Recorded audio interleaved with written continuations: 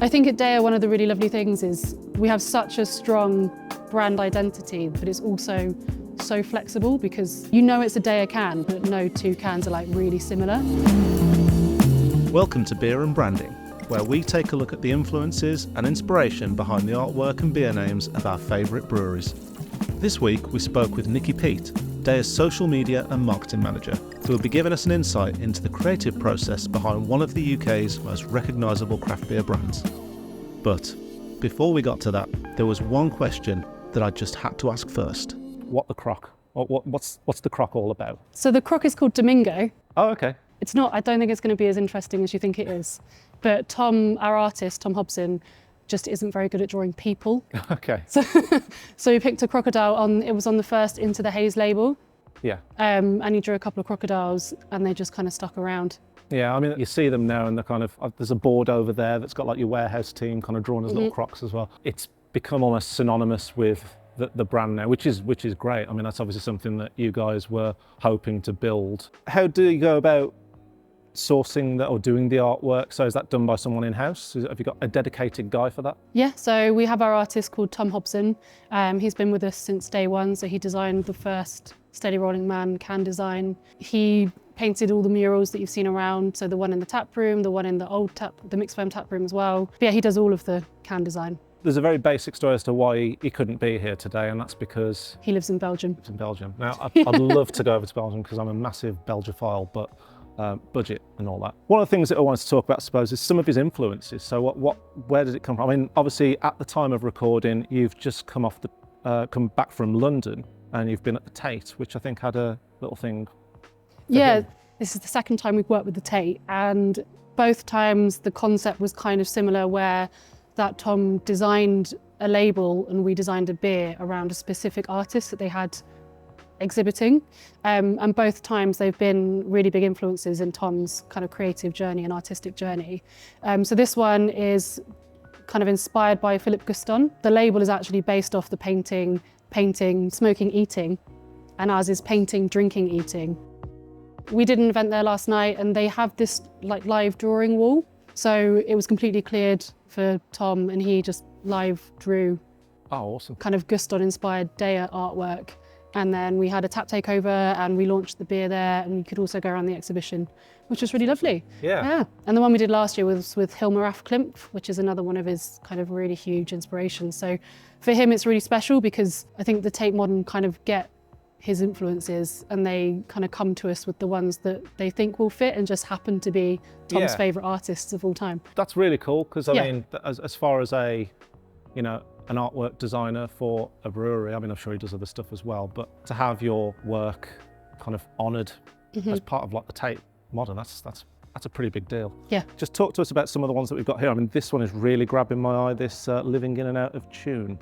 Yeah, so that one is, so a lot of our kind of beer names are kind of cultural references.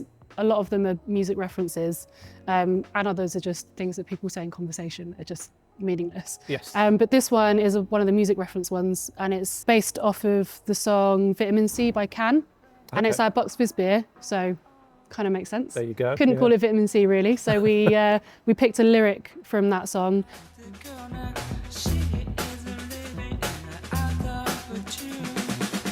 And the artwork is, it's not Tom's normal style, but we wanted to like kind of reimagine the EP label artwork. An homage. Then, yeah. I mean, you'll see a lot of stuff in our artwork that is referencing lots of stuff.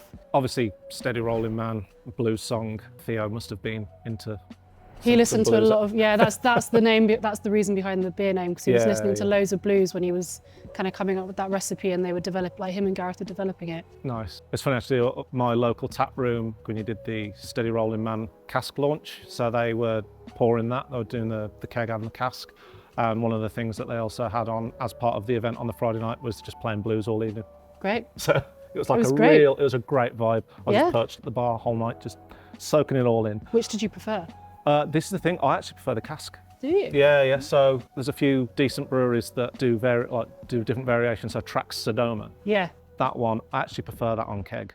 Do you? Yeah. But I like Simona on cast. oh, really? Okay. I like them both, but I really yeah, enjoy yeah. Simona on cast. My preference, if you had a gun to my head for some reason, I would be like, I'll have it on keg, please. Yep. But same situation, I'd have to have cask, steady rolling man. You should tell Gareth that.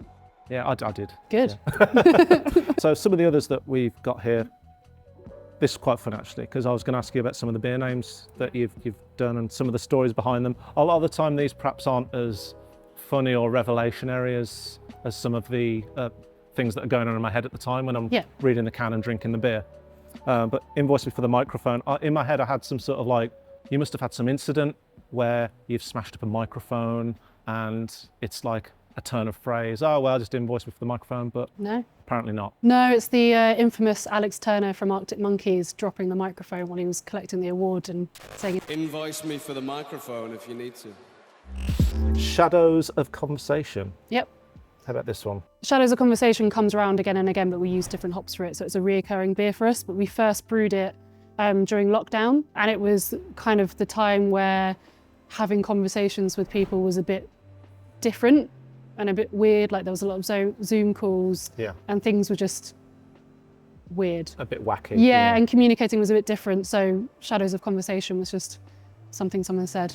Glue. I mean, obviously we've got glue here behind this. Honestly, you've got your glue pack. Yeah. So obviously glue was one of your, don't want to say core because it wasn't always done. No, it was like your it's kind of like invoice me for the microphone. They come back yearly. Yeah. Also like Meet Me in the City as well as in that same IPA category that come back. But glue was originally brewed for Theo's mum, Reg, who was really integral to the beginning of DEYA. She was the glue that held DEYA together. And she was the accountant, essentially. Yeah. She was always like the person that'd be like, where's that invoice? Chasing things, kind of making sure things ran. And it was originally brewed in, I want to say, 2019 for her birthday. So it was just a homage to Reg. Fair play, that's lovely. Yeah, and it just went down really well. So we had to keep bringing it back, and also we all love Reg, so. Yeah, and then, so what spurred on this expansion of the Glue-niverse? So we brewed Super Glue in 2022 for Reg's semi-retirement, which was a 4% version of glue. So it was just a nice way to like honour her again and round off, like kind of bring the two glues together. We didn't really think that far ahead with that one. It went down really well, and also we probably could have named it not Super Glue. But the idea behind it was because like Reg is Super Glue. Yeah. And this wasn't even a twinkle in our eye yet. But after we'd brewed that and it was really well received, we were like, well, why don't we do 3 of them? So we tweaked that original Super Glue recipe, renamed it Glue Tack, and now we have Super Glue, which is the dipper. Oh yes. Yes. That's the way to honour someone. I think at DEYA, one of the really lovely things is we have such a strong brand identity, but it's also so flexible because you know it's a DEYA can, but no 2 cans are like really similar. Yeah. There's a lot of variety in the work. You can kind of see like the progression of the cans, just the things that are influencing Tom at the time. Yeah. Which is really lovely. I really enjoy that because I do all the content, so I kind of get the can, the label, and then I really enjoy being able to translate that to go onto social media. Sure. And it's just like a really nice symbiotic thing between me and Tom because he does the can design and then I do the pictures, and they always just seem to kind of, we work quite well together in that general aspect without ever really having a conversation about what we're going to do. Yeah, it's almost like you just click. Yeah. Which is really lovely. But my favorite thing is just like looking at the cans, and there'll be references that are just really slight, but it's things that are directly influencing him at the time. Nice. Which I think is, it's kind of like a beer label for everyone because not everyone's going to get that reference. What is your favourite DEYA beer? To drink or to look at? Let's go with both. Gotta go classic. Into the Haze is probably my favourite core. To look at or to taste, or both? To taste. To look at is really hard.